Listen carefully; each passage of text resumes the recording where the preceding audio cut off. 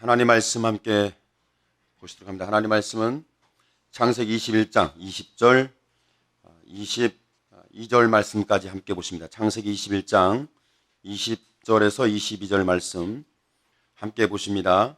하나님이 그 아이와 함께 계심에 그가 장성하여 광야에서 거주하며 활 쏘는 자가 되었더니 그가 바란 광야에 거주할 때에 그의 어머니가 그를 위하여 애굽 땅에서 아내를 얻어 주었더라.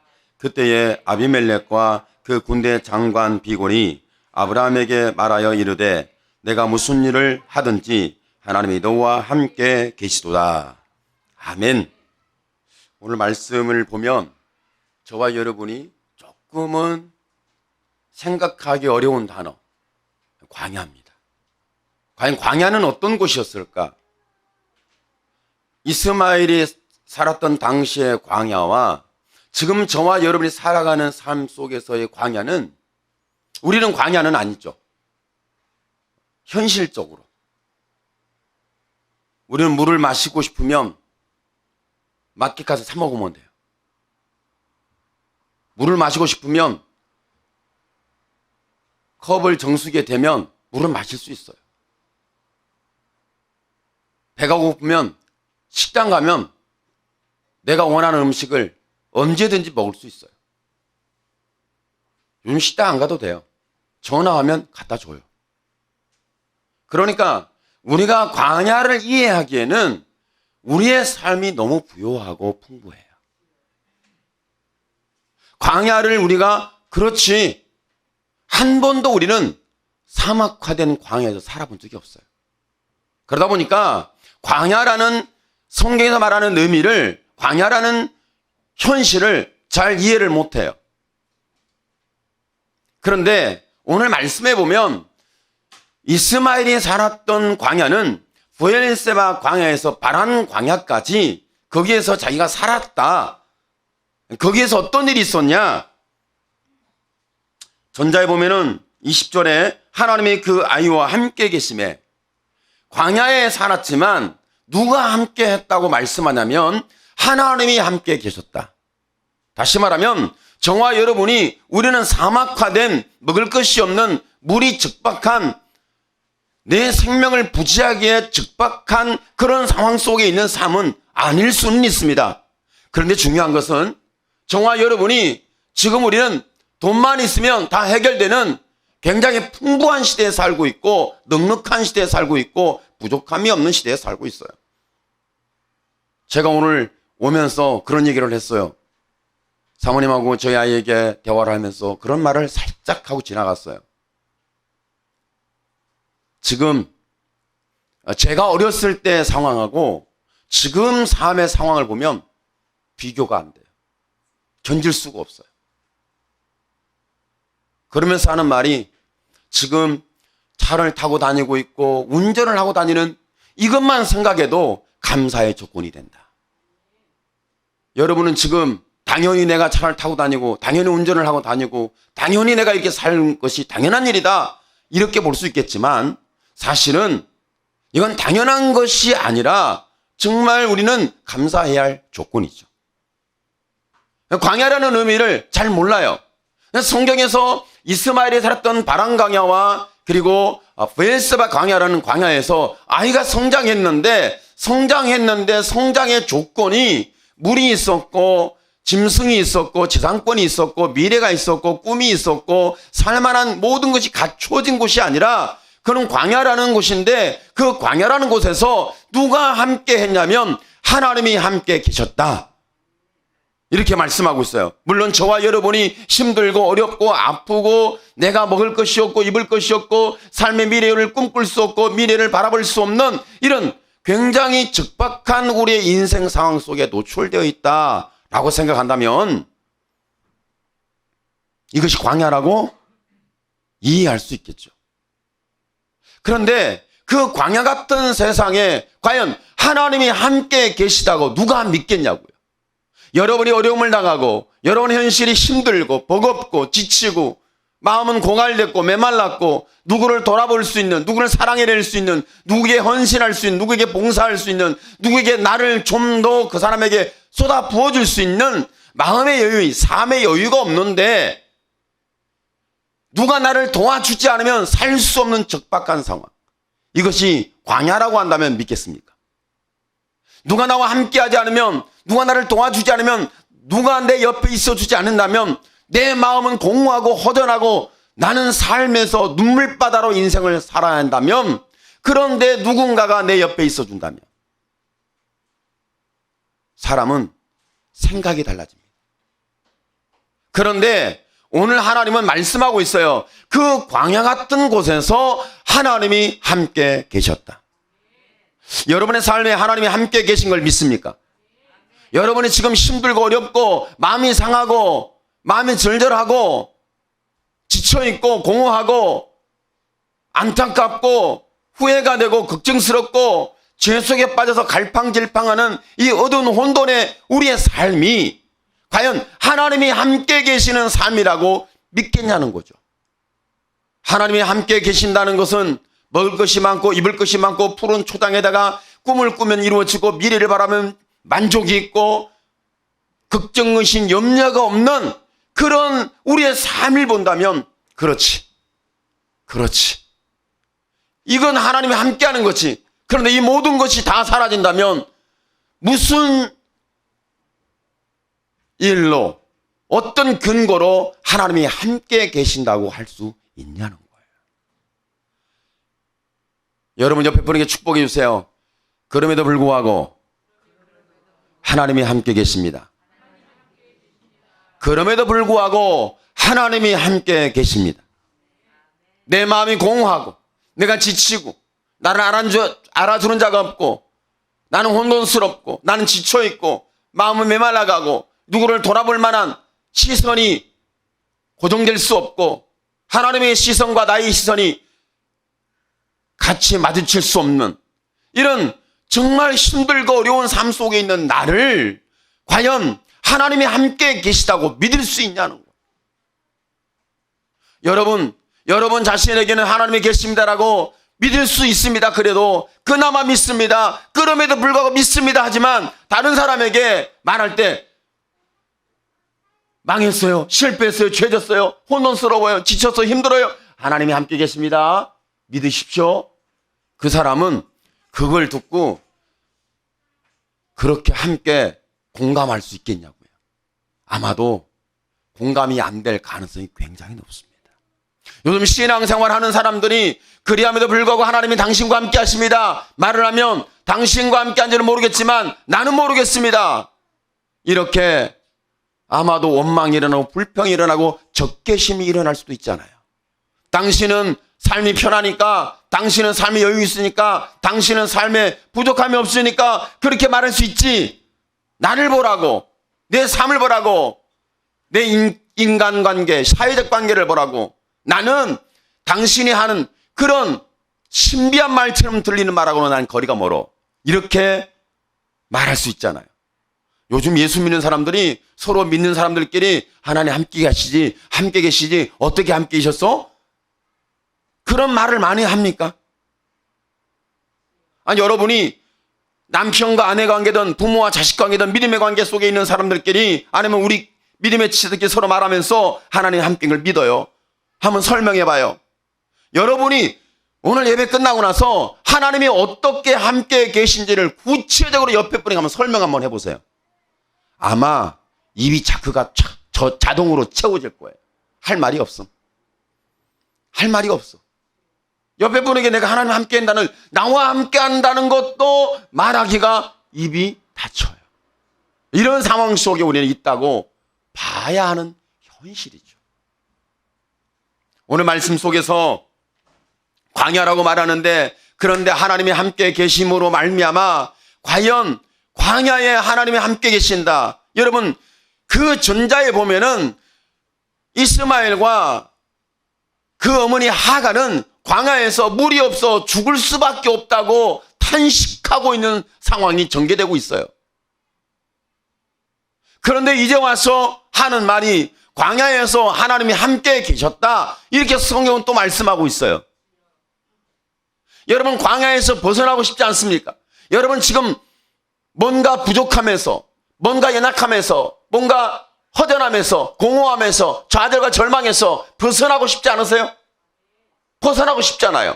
그런데 내가 지금 허전하고 공허하고 지쳐있고 좌절되어 있고 꿈이 없고 미래가 안 보여, 그곳에 살고 싶은 사람이 있으면 여러분 한번 물어보세요. 누가 거기에 살고 싶어 하는지. 저도 그곳에는 살고 싶잖아요.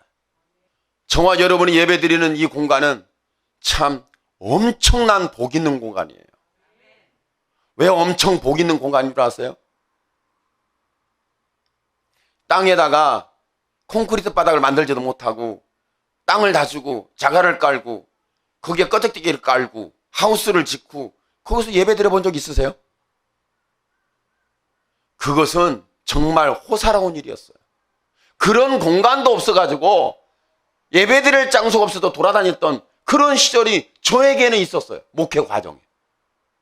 근데 그곳에서 하나님이 함께 계신다고 나는 믿어보지를 못했어. 지금에 와서 생각해 보니까 하나님이 함께 계신다고 믿음이 안 생겨요. 그때 혹시 하나님이 나를 선택하지 않았는데 내가 지금 혼자 좋아서 혼자 힘들게 이러는 거 아닐까, 이렇게 제가 생각을 했더라는 거죠. 여러분 그렇지 않습니까? 그런데 이런 상황 속에 있는 삶에 대하여, 그러니까 지금 저와 여러분이 나는요 마음이 공허하고요 갈급하고요, 나는요 삶의 꿈이 없고요, 삶의 이유도 없고 목적도 없고요, 내가 왜 사는지 모르겠어요. 왜 살아야 할지 모르겠어요. 삶의 이유를 모르겠어요. 삶의 목적도 없어요. 삶의 의미가 없어요. 내 인생은 살아보나 그 삶이 그 삶인 것 같아요. 그런 상황으로 지금 여러분이 현 삶의 주소를 봤다면 하나님이 여기에 함께 계시도다. 여러분의 삶의 현 주소에 고백할 수 있습니까? 아마도 그렇지 않을 가능성이 높아요. 하나님이 과연 이런 광야에서 우리를 연단하고 그릇을 만들고 복 있는 사람, 꿈 있는 사람, 미래를 리더할 수 있는 사람으로 나를 만들어가는 장수가 광야다, 이렇게 믿고 이렇게 생각하고 이렇게 받아들일 수 있잖아요. 그러나 저는 그런 상황에 대해서 전면 거부하면 조금 어색할 수 있는데 저는 그것을 거부해요. 그렇지 않다. 그런 과정 속에, 그런 삶 속에, 그런 현실 속에서도 하나님은 함께 계신다. 이것을 오늘 성경의 말씀을 통하여 하나님이 그 아이와 함께 계심에, 모에세와 광야에 죽을 수밖에 없는 곳에 하나님이 함께 계셨고 물이 없어서 먹을 것이 없어서 살 수 있는 삶의 적박한 이곳에서 살아내야 할지 모르겠다 할 정도의 그런 상황에 하나님이 함께 계셨어요. 그런데 하나님이 함께 계셨는데 그곳에서 하나님이 함께 계심을 발견한 순간 그곳에서 이탈하지 않는, 떠나지 않는 오늘 이스마엘을 보기를 축복합니다. 이스마엘이라는 인물을 보지 마시고 거기에 함께 계신 하나님도 보고 거기에서 하나님을 믿고 사는 믿음의 삶도 보여지기를 축복합니다. 오늘 저와 여러분이 다른 사람 볼 때 저 사람이 저렇게 힘들다며 가볍게 넘어갈 일이야. 정말 힘들어. 내가 봐도 저 사람이 저렇게 살아가는 자체가 힘들어. 야, 정말 불쌍하다. 정말 긍휼이 넘치네. 마음이 아프다. 마음이 찢긴다. 이럴 정도로 막 보입니까? 아마도 그렇게 안 보일 수가 있어요. 또 다른 사람이 그렇게 힘들게 사는데 저 사람이 웃으며 살아. 뭔가 즐거운지, 뭐가 그렇게 행복한지, 뭐가 그렇게 웃을 수밖에 없는 건지 모르겠어. 막 웃어. 그 웃음의 이유를 한번 물어보세요. 당신이 그렇게 힘든데 웃을 수 있는 이유를 한번 저에게 들려줄 수 있습니까? 오늘 여러분이 이렇게 내가 힘들지만 웃을 수밖에 없는 이유를 다른 사람에게 말할 수 있는 스토리가 있는 신앙이 되길 축복합니다. 이 스토리가 있는 삶이 되길 축복합니다. 나는 누구인가? 난 누구에게 나는 이런저런 부분들을 말할 수 있는 스토리가 있는 신앙. 할렐루야. 이건 정말 복 중에 복입니다. 요즘 예수 믿는 사람들이 그런 말을 별로 안 하고 살죠. 별로예요. 안 하고 살아요. 왜? 할 말이 없어요. 여러분 그렇지 않아요? 여러분 할 말이 있어요? 할 말이 없잖아요. 여러분 옆에 분에게 한번 물어봐요. 왜 예수 믿으세요? 한번 질문 한번 해보세요. 왜 예수 믿으세요? 나는 당신을 보면 재미 한 개도 없어요. 옆에 분이 신앙생활 하는 거 보니까 너무 재미가 없어. 도대체 왜 사는지 모르겠어. 재미없이 저렇게. 다른 사람이 볼 때 여러분이 사는 모습 보고 한 개도 재미가 없대. 놀러를 갑니까? 여행을 갑니까? 뭐 비행기를 타고 넘나듭니까? 아니면 이쪽에도 내 피서지, 저쪽에도 내 피서지, 온 세상이 내 피서지로다. 뭐 그렇게 살지도 않는데 그냥 사는 삶이 항상 그래. 근데도 사람들이 볼 때 저와 여러분을 뭔가 이해되지 않게 보면서 야, 당신은 복 받았다. 옆에 분에게 조금 이해가 안 가지만 일단 축복을 선언해 주세요. 당신은 복 받았어요. 당신은 정말 복 받았어요. 할렐루야. 그러니까 광야예요. 광야. 근데 광야에서 어떻게 살았는지, 광야의 삶의 첫 번째 목적과 두 번째 목적과 세 번째 목적과 마지막 목적, 광야에 살 수 있는 그 이유가 정확하게 성경은 말씀하고 있어요. 그 말이 뭐냐면 하나님이 함께 계셨다.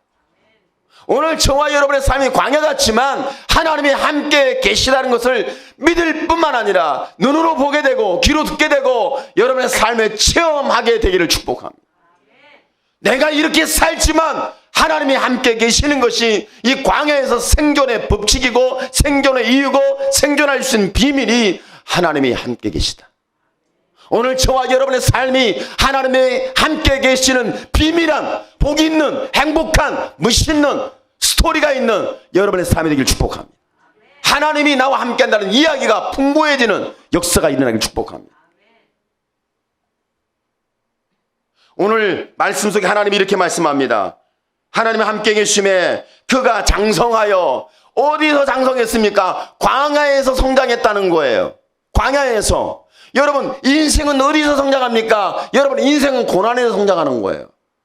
풍부한 적과 꿀이 흐르는 땅에서 우리의 인생이 꿈과 믿음과 은혜와 삶이 성장하지 않아요.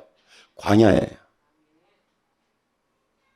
광야의 성자가 장성한 자가 됐다. 그러면서 오늘 말씀 속에 뭐라고 말씀하냐면 광야에 거주했다.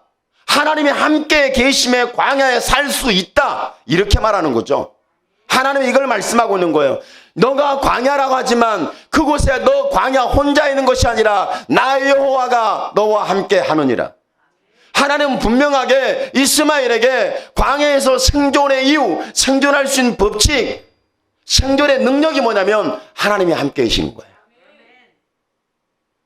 그러면서 뭐라고 말씀하냐면 거주하면서 광야에 거주하면서 활 쏘는 자가 되었더라. 야, 얼마나 이스마엘이 활을 잘 쏘았으면 성경에 기록됐을까? 여러분 이렇게 이해 안 되세요? 이스마엘이 활을 광야에서 얼마나 잘 쏘았으면 오늘 말씀에 거주하면서 활 쏘는 자가 되었대. 여러분이 얼마나 유명한 사람이면, 얼마나 뛰어난 사람이면 재능적으로 굉장히 타의 추종을 부러워하는 실력과 능력을 겸비한 사람이라면 여러분이 성경에 여러분이 하는 일, 직업이 기록될 정도로, 그러니까 여러분이 하나님과 함께 하시는데, 여러분이 예수 믿는 믿음으로 살아가는데 하나님께 여러분의 하는 일에 대해서 저가 무슨 직업을 갖고 있었냐? 여러분은 지금 무슨 직업을 갖고 있습니까? 그 직업을 갖고 있는데 그 직업에 대하여 성경에 기록될 정도로 여러분의 직업이 될 수 있냐는 거예요. 저도 제가 목회를 하는데 하나님께서 제 이름을 성경에 기록하면서 그는 광야에 계했지만, 그는 힘들었지만, 그는 코로나 비상사태 속에서 목회를 하고 있는데, 이런 얼마나 은혜예요. 이런 코로나 비상사태 속에서도 교회가 문을 닫을 수밖에 없는 상태 속에서도 그는 목회자였고 목회를 하고 있었다.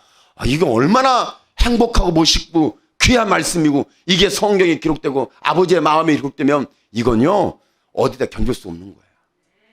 제가 그래서 얘기를 하면서 물었어요. 만약에 우리 사랑의 교회에서 코로나 확진자가 나오면 어떻게 될 거냐? 여러분 그건 생각해 보셨어요? 우리 교회에서 코로나 확진자가 하나 나오면 어떻게 되겠어요? 교회는 바로 공중분해됩니다. 여러분은 지금은 목사님 그럴 리가 없어요. 목사님 그럴 리가 없어요. 그럴 리가 없어요. 이렇게 얘기하는데 그럴 리가 없는 게 현실이 될 수 있어요. 지금 코로나 확진되었던 교회들에 대하여 나중에 어떻게 됐는지 누가 얘기를 안 해줘. 예를 들면 코로나의 사태에서 식당을 운영하는 사람이 죽었대. 왜 죽어? 식당 운영하는 왜 죽었대?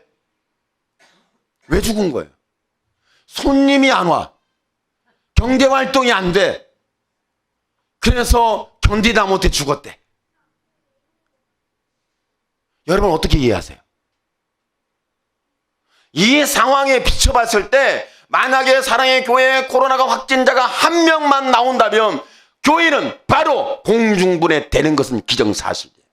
지금은 그렇지 않아요. 목사님 그럴 리가 없어요. 그렇지 않아요. 그럴 리가 없어요. 무슨 말씀이세요? 우리의 믿음을 시험하시는 겁니까? 여러분 제가 여러분을 무시하고 여러분의 믿음을 시험하는 게 아니라 우리의 믿음이 그런 광야라는 확신 속에 들어가면 분명히 우리의 믿음은 공중에 그대로 분해될 가능성에 대하여 의심할 수가 없는 사실이고 현실화가 될 거란 말이에요. 사회가 그러는데 교회라고 그렇지 않겠어요? 근데 저는 여러분을 믿어요. 보세요. 아멘 하는 분이 단 한 명도 없었어요. 저는 여러분을 믿어요. 분명히 해서 아멘하고 안 떠난다고 했는데 혹시 떠나면 여러분 지옥 갑니다. 그런데 하나님께서 이 광야에서 그 이스마엘 얘기를 보는데요. 제가 얼마나 은혜가 되던지 이스마엘 얘기가 되는데 얼마나 은혜가 되는지 몰라요. 왜 그러냐면 활 쏘는 자가 되었다는 것은 단순한 활 쏘는 그 직업을 말하는 게 아니라 그는 어떤 사람이 되냐면 이렇게 광야에서 거하는 장성한 사람이 되었는데 그는 큰 용사가 되었더라. 성경은 이것을 말씀해주고 있는 거예요. 광야에서 큰 용사가 되었다. 코로나 비상사태에서도 저와 여러분은 세상이 이해할 수 없지만 저와 여러분의 믿음이 성경에 기록될 정도로 유명해지는 건 필요 없어요. 안 유명해져도 돼요. 그러나 우리의 믿음은 큰 용사가 되기를 축복합니다. 하나님이 함께 계심에 큰 용사가 되었더라. 그의 직업 얘기가 아니에요. 그의 재능 얘기가 아니에요. 성경에서 어느 인물의 그의 재능, 그가 타고난 어떤 기질, 이것을 기록하려고 성경에 기록한 목적이 아니라는 거예요. 이것은 하나님이 함께 계심으로 그 광야에서 이스마엘이 큰 용사가 되었더라. 이것을 어떻게 하나님께서 증명해 주시자면 여러분 21절에 그가 바란 광야에 거주할 때 그 어머니가 그를 위하여 애굽 땅에서 아내를 얻어 주었더라. 그렇지. 아내 얻어 주었지. 이스마엘이 결혼할 때가 됐구나. 홀령기가 됐군. 결혼했군. 참 애굽 여자를 어떻게 그 부인으로 맞아들이고 그래. 예수 믿는 사람이 말이야. 예수 믿는 사람이 그 이방 여인을 맞으면 되겠어? 이렇게 이제 오해할 수 있잖아요. 여러분 오해 안 하세요? 그러니까 이스마엘은 애굽 여인을 얻었으니까 그 나쁜 놈이고 그 믿음이 없는 놈이가 그렇게 가는 놈이야. 그런 거야. 여러분 그렇게 볼 거예요? 결코 그렇지 않습니다. 여러분 지금 결혼한 사람이 결혼 정령기에 있는 사람에게 묻습니다. 결혼할 때 결혼하는 선택의 기준이 뭐예요? 선택의 기준. 결혼할 때 선택의 기준이 뭡니까? 요즘은 선택의 기준이 뭐냐면 그 사람 돈 뭐 하는데? 직업이 뭐래? 돈 많이 번대? 오케이. 직업이 좋고 돈 많이 벌면 무조건 오케이야. 근데 사지 멀쩡한데 근데 백수래. 에휴 내 팔자야. 근데 나한테 왜 그런 얘기를 하는데? 그렇지 않겠어요? 이런 상황에 대하여 옮겨서 그대로 성경을 본다면 오늘 말씀 속에서 광야에 거주할 때 그에게 어머니가 그를 애굽 땅에서 아내를 얻어 주었더라. 이 말은요, 이 말씀은 이스마엘이 그만큼 알려진 사람이라는 얘기입니다. 이스마엘이 그렇게 유명한 사람이란 얘기예요. 애굽에서 아내를 얻어올 정도로 광야에서 장성했고 그는 큰 용사가 되어서 이렇게 아내를 얻을 정도로 대단한 인물이 되었다. 그것도 광야에서. 이것을 성경은 정확하게 우리에게 말씀해 주고 있는 거예요. 이것은 그 이유를 뭐라고 말씀하면 하나님이 함께 계시기 때문에 가능했다. 오늘 저와 여러분의 인생이 지금 광야고 보잘것없고 지금은 헐벗고 굶주리고 미래가 없는 것처럼 보이고 재능적으로 직업적으로 미래를 보니까 돈도 많이 못 벌겠고 그리고 내가 풍요롭고 안전하고 살만한 조건이 전혀 없어. 결혼하기 전하고 결혼하고 살면서 결혼 후에 보니까 계속 발견되는데 부족한 점, 살지 못할 점이 계속 발견됩니다. 살아서는 안 되는 이유가 계속 발견됩니다. 여러분 부부 예수 믿기 전에 눈이 멀어서 만났잖아요. 그죠? 눈이 멀어서 만났죠. 근데 결혼하면 눈이 열려요. 그리고 안 보이는 게 보여. 그러면서 살 이유가 찾아지는 게 아니라 살아서는 안 될 이유가 계속 발견돼. 연세가 충분히 사신 이제 이마에 주름이 돼서 나 노년이 됐어 하는 분들에게 물어보세요. 여쭤보면 살고 싶은 것들이 자꾸 발견됩니까? 살고 싶지 않은 것들이 자꾸 발견됩니까? 우리 사실적으로 예수 믿는다고 덕스럽다고 하지 마시고 우리는 사실에 근거해서 믿습니다. 아시겠죠? 우리는 추상적으로 믿는 게 아니에요. 사실에 근거해서 믿는 거예요. 추상적으로 믿지 않아요. 우리의 믿음은 추상적이지 않아요. 우리의 믿음은 너무 현실적이에요. 그러니까 지금 살면서 아내가 됐던 남편이 됐던 간에 정말 살아야 이유가 계속 발견된다. 그렇습니까? 아니면 살아서는 안 될 이유가 계속 발견됩니까? 살아서는 안 될 이유가 계속 발견되고 쌓여갑니다. 언제 폭발할지 몰라요. 이것이 폭발하면 어떤 결과가 될 줄 아시죠? 그런 삶을 살아내고 있는 여러분은 정말 용감한 사람이에요. 어떻게 그런 사람으로 살아요? 여러분 정말 대단한 사람이에요. 활 쏘는 자같이 유명한 자가 되었고 그는 큰 용사가 되었더라. 그 이유는 그럼에도 불구하고 하나님이 함께 계신다는 걸 체험하고 알았기 때문에 가능한 거예요. 사랑이라는 것은 눈에 보여지는 것이 아니에요. 눈에 보이지 않아요. 그런데 오늘 말씀 속에 사랑은 어디서 시작되냐면 진짜 진리적인 변함없는 사랑은 광야에서 발견됩니다. 광야에서. 물이 넘칠 때 이쪽 저쪽에서 우물을 파면 샘이 터져 나올 때 어디 가든지 초목이 무성할 때 그곳에서 하나님이 나를 사랑한다고 발견되는 것이 아니라 내가 물이 없었고 내가 우물을 발견할 수 없었고 죽을 수밖에 없었고 살 수만이 없는데 그 살 소망이 없는 살 수 없는 그곳에서 살게 되었고 삶의 거주지를 삼았고 그 살면서 큰 용사가 되었고 그는 유명한 자가 돼서 애굽의 여인이 여러분 보세요. 애굽의 여인들이 이스마엘에게 결혼하려고 줄 섰더라. 성경은 말하지 않는데 이게 사실이에요. 왜? 아니 광야에 사는데 저 사람이 활 쏘는 자로 유명해서 큰 용사래. 그러면서 말하는 말씀이 그는 장성한 사람이야. 알려진 사람이야. 기댈 만하네. 붙잡을 만해. 함께 합을 만해. 정말 부러워. 어떻게 저기에서 저런 큰 용사가 나올 수 있지? 광야에서. 적과 꿀이 흐르는 가나안 땅에서도 그 풍부한 땅에서도 큰 용사가 나오는데 광야에서 큰 용사가 나온다. 가능한 일입니까? 불가능한 일입니다. 그런데 그 적박한 곳에서 큰 용사가 나올 수 있는 것은 하나님의 사랑입니다. 사랑 속에서는 큰 용사가 나옵니다. 그래요. 죄를 지적할 수밖에 없고 그래요. 죄를 털어낼 수밖에 없고 그래요. 그 죄인을 내가 확인해야 되겠고 그 죄를 추적해야 되겠고 그 죄에 대하여 끊임없이 내가 정죄하고 비판하고 판단해야 할 그런 상황 속에 있음에도 불구하고 내가 당신을 사랑한다. 사모님만 사랑하는 거야. 그럼에도 불구하고 사랑한다. 할렐루야. 그런 부정적인 상황인데 어떻게 사랑하냐고. 사랑의 조건은 그래 성경에 보면 사랑하라 하더라고. 사랑하라고 성경에 말하니까 사랑하려고 내가 하는데 내 속은 뒤집어지는 거지. 왜? 성경은 사랑하라는데 내 마음은 사랑이 안 돼. 그냥 사랑은 해야 되겠어. 그러면 속이 뒤집어지는 거죠. 그런데 제가 여러분에게 비밀을 알려줄게요. 그렇게 속이 뒤집어지는데 사랑할 수 있는 조건이 뭔지를 제가 비밀을 말해줄 테니까 여러분의 눈이 그 비밀을 보는 눈이 열려지게 되기를 오늘 축복합니다. 그게 뭔 줄 아세요?